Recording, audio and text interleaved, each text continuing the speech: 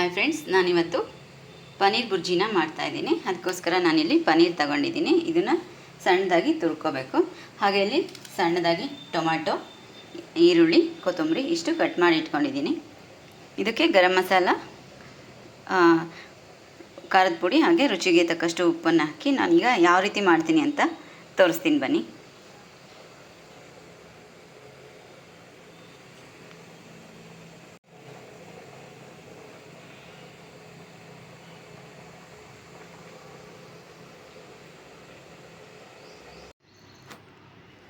ಈ ರೀತಿ ಸಣ್ಣದಾಗಿ ಪನ್ನೀರನ್ನ ತುರಿದಿಟ್ಕೋಬೇಕು.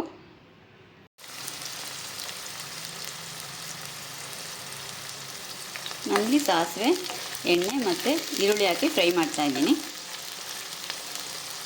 ಹಾಗೆ ರುಚಿಗೆ ತಕ್ಕಷ್ಟು ಉಪ್ಪು ಕೂಡ ಈಗಲೇ ಹಾಕೋಬೋದು.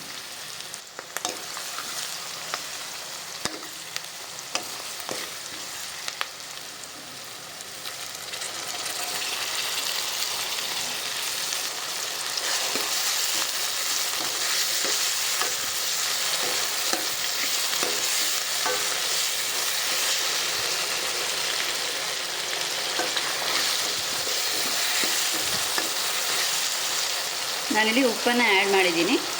ಟೊಮೊಟೊ ಹಾಗೆ ಈರುಳ್ಳಿ ಸ್ವಲ್ಪ ಬ್ಲೆಂಡ್ ಆದಮೇಲೆ ಪನ್ನೀರನ್ನು ಆ್ಯಡ್ ಮಾಡ್ಕೊಬೇಕು.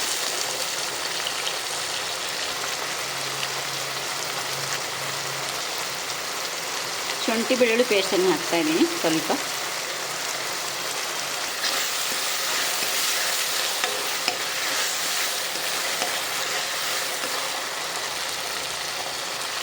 ಖಾರದ ಪುಡಿ ಹಾಕ್ತಾಯಿದ್ದೀನಿ.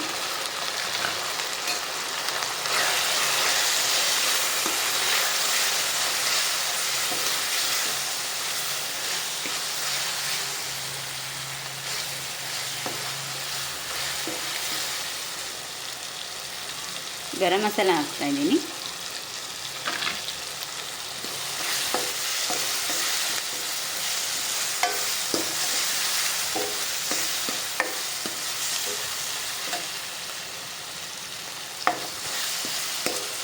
ಇಷ್ಟೆಲ್ಲ ಚೆನ್ನಾಗಿ ಹೊಂದ್ಕೋಬೇಕು.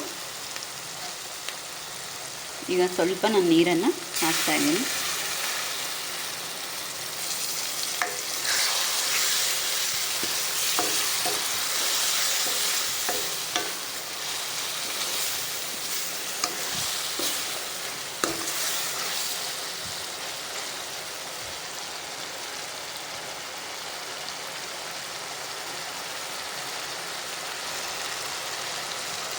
ಕೊತ್ತಂಬರಿ ಸೊಪ್ಪನ್ನು ಕೂಡ ಹಾಕ್ತಾಯಿದ್ದೀನಿ.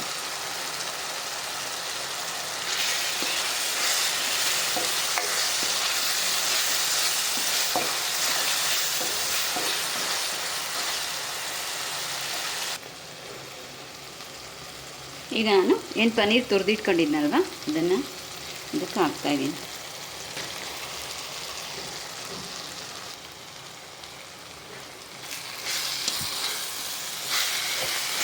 ಹೀಗೆ ನಾವು ನಿಧಾನಕ್ಕೆ ಕಲಿಸ್ಕೊತ ಬರಬೇಕು.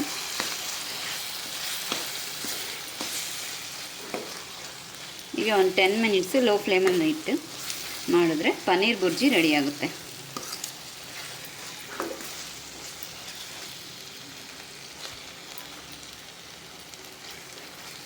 ಇದು ಚಪಾತಿ ಜೊತೆ ತುಂಬ ಚೆನ್ನಾಗಿರುತ್ತೆ.